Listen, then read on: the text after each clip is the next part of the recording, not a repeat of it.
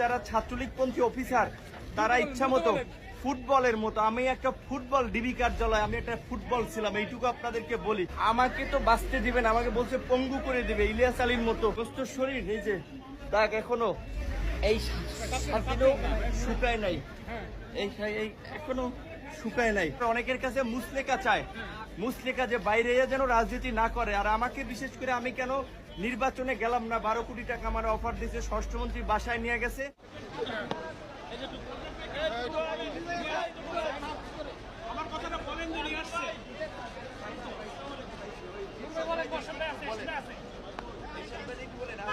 রিমান্ডে নিলে ব্যাপক চর্চা, ঝুলাইয়া গরু ছাগলের মতো ঝুলাইয়া কারেন্টের শক দেয় এবং সিনিয়র জুনিয়র নাই, চট থাপ্পড় গরুর মতো হাত পাও বাইন্দা পিটাইতেছে।